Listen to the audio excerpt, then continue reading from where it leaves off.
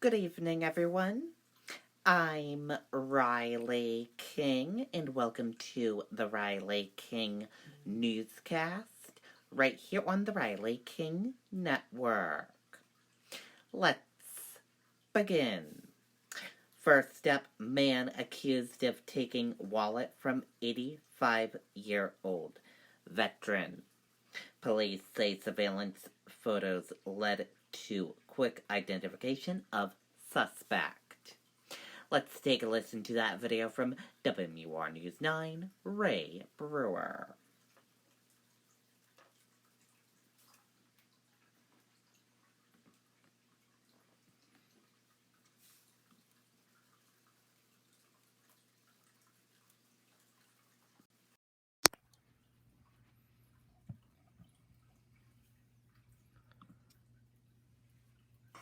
We feel that if a customer wants their product and they're ambitious and they want to do it today, and if we have it here in stock, we have the people, the trucking, and why put off till tomorrow what you can do today? Visit us at powellstone.com. These are the surveillance photos taken at 7-Eleven on South Main Street in Manchester that led to the identification of 37-year-old Matthew Suick of Goffstown. Suick is charged with felony theft for allegedly stealing a wallet. Police say it appears that Suick was casing the parking lot at Market Basket on Elm Street, something the victim noticed Tuesday afternoon as he was leaving the store with his groceries. He said that when he was walking out to his car, he did see a silver, older model Volkswagen that was slowly going through the parking lot between the rows of cars. When the victim turned for a second, that's when police say Suick struck, ripping the wallet from the 85-year-old veteran. Police posted the information on social media and with minutes had the name of the suspect. People were very disturbed by this and they wanted this man brought to justice. Inside the wallet was a bank card that police add Suick unsuccessfully tried to use at two 7-Elevens, including this one on Queen City Avenue. The wallet was eventually recovered at the Queen City Avenue store and returned to the victim. Suick turned himself in yesterday. He's scheduled to be at Hillsborough County Superior Court on September 26th. Reporting live in Manchester, Ray Brewer, WMUR News 9. Okay, and there you go on that video and that report.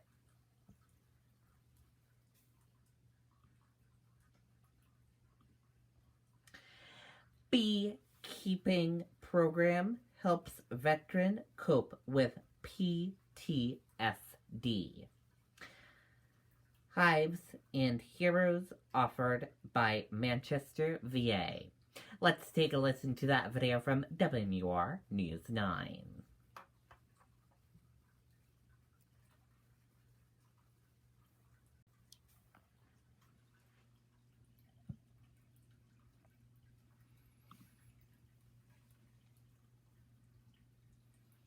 The Manchester VA is using bees to help ease the symptoms of PTSD in veterans in the Hives and Heroes program, as it's called. That's 10 to the hives each week, learning how bees help farmers grow food and produce honey. The hope is that this will promote relaxation and healing. It helps them with PTSD, it helps them with anxiety, it helps them with exercise, it helps keep their mind focused, it gives them something to do and study, it builds teamwork, it builds camaraderie. I think so. I think it's one of these things. It's a great stress reducer. So those of us that with the PTSD, it could help us soothe and allay those kind of fears. I didn't know bees did that, but many of the veterans who've learned the many lessons of beekeeping say that it has changed their lives. Okay, and there you go on that video and that report.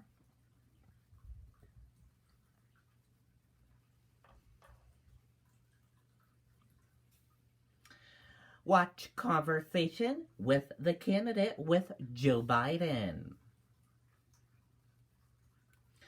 Former Vice President Joe Biden, a Democrat candidate for president, spoke face-to-face with New Hampshire voters in the latest installment of Conversation with the Candidate.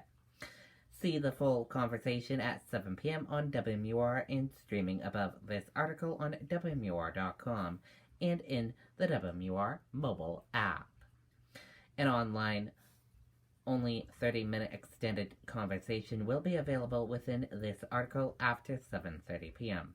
If you don't see it, please refresh the page.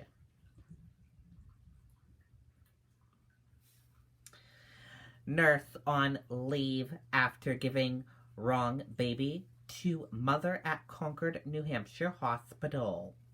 Let's take a listen to that video from WHDH in Boston 7 News.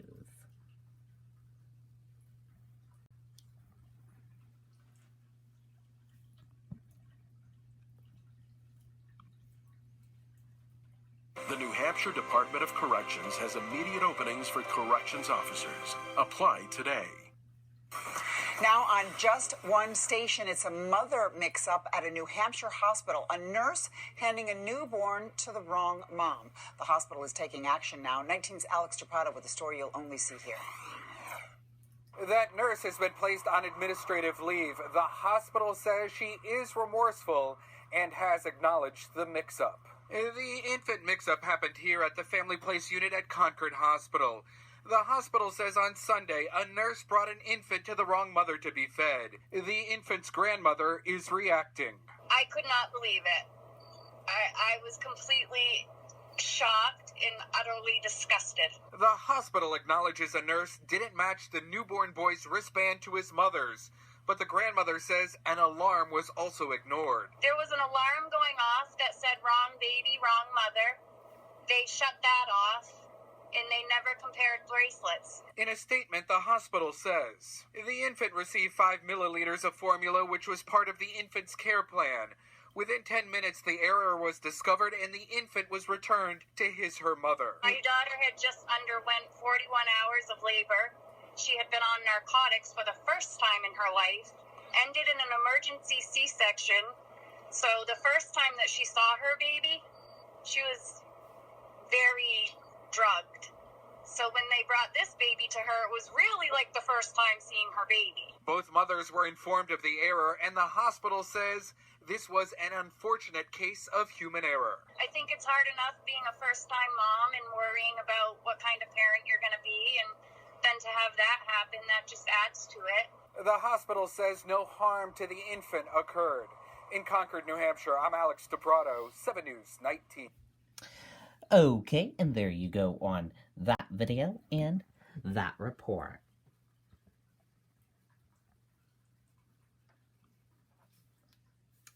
We must deal with this truth. New Hampshire Police Department shares news of officers' suicide. Let's take a listen to that video from NECN.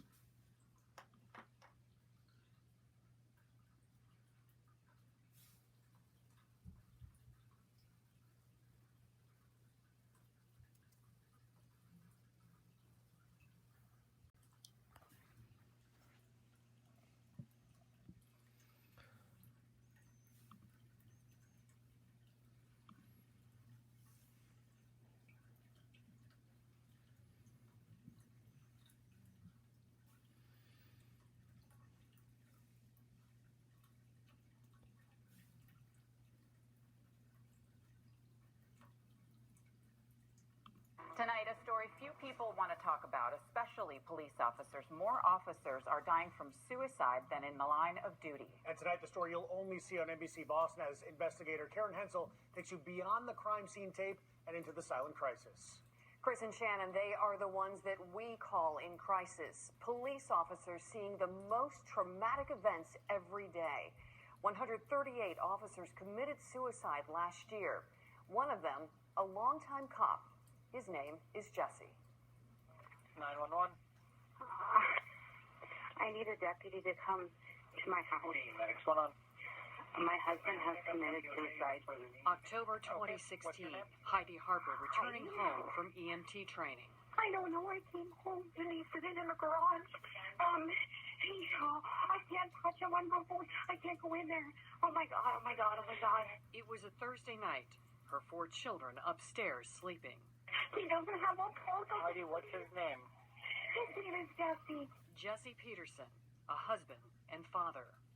He ended his life in our garage while our 4 children slept inside the house. A sheriff's deputy for 17 years.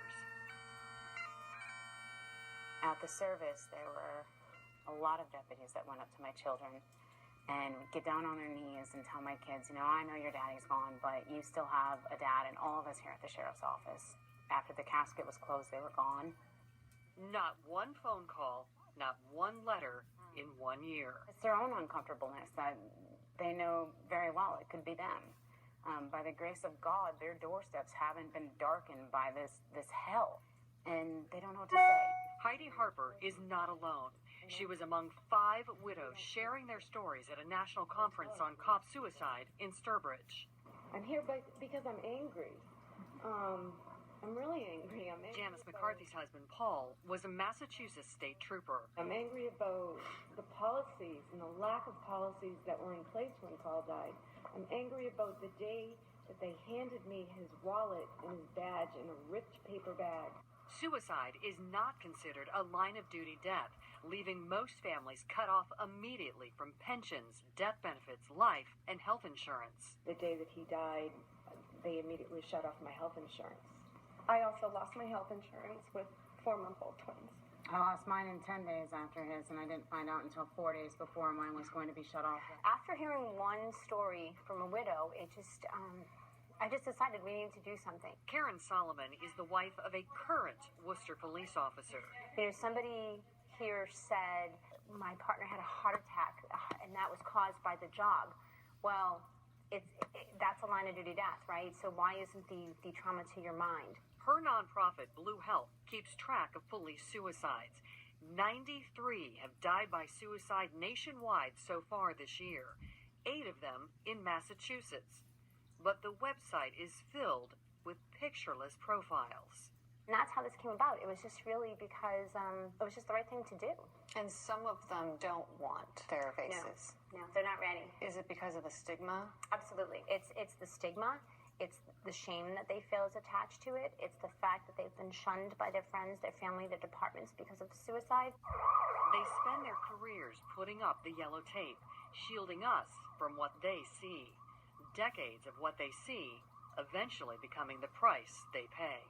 So recently an officer reached out for help. He needed some psychological help, and his department fired him. And so there's another officer on that department right now who is also suicidal, and we have been getting him help, and he will not tell his department because he does not want to lose his job. While they're protecting us, who's protecting them? Were you able to find a pulse on your heart? I don't feel a pulse at all. His name is Jesse. Jesse Peterson.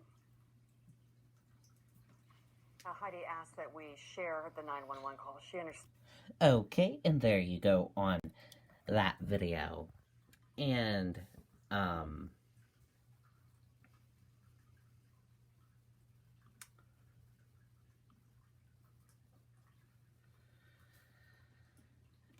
amidst a rash of suicides by police officers across the country, one New Hampshire police department is publicly sharing the story of one of its officers who took his own life earlier this week.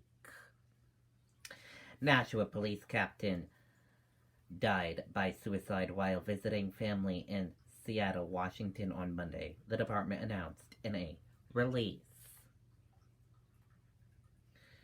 He grew up in Nashua, was a graduate of Nashua High School, and was hired by the Nashua Police Department in 1999. He had an unblemished record over his 20 years of service, the department said. The department said it decides to share the circumstances of his death with the support of his family to draw attention to the national issue of police officer suicides. Funeral arrangements have not been announced.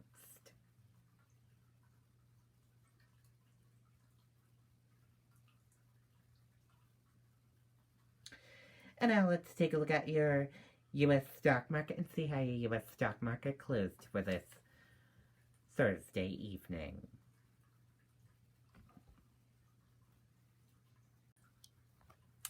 And here's a look at that U.S. stock market for all of you for this Thursday evening. Your Dow Jones Industrial Average closed in the green and went up. Your Nasdaq closed in the green and went up. S&P 500 closed in the green and went up. Gold closed in the green and went up. Oil closed in the red and down. U.S. 10-year closed in the green and went up. Euro/USD closed in the green and went up. And VIX closed in the red and went down.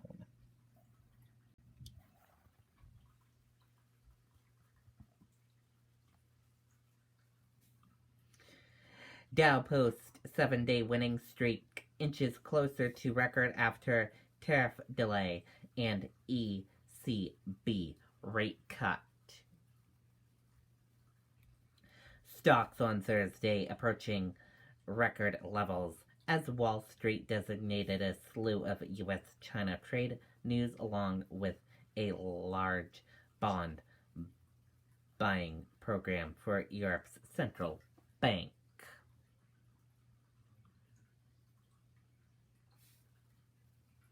Democratic debate live updates. Front runners gear up face to face.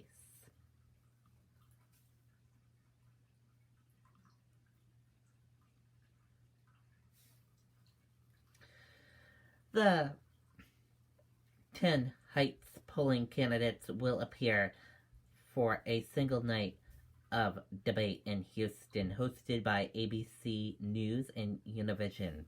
The smallest roster yet in the third matchup of the Democratic National Committee sanctioned primary debates, with a field that still continues 20.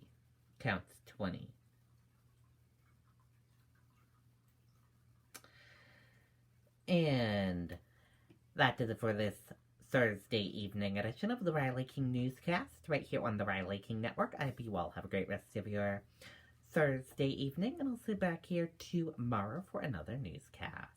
And I'll have a news report coming up in a little bit. Good night and bye.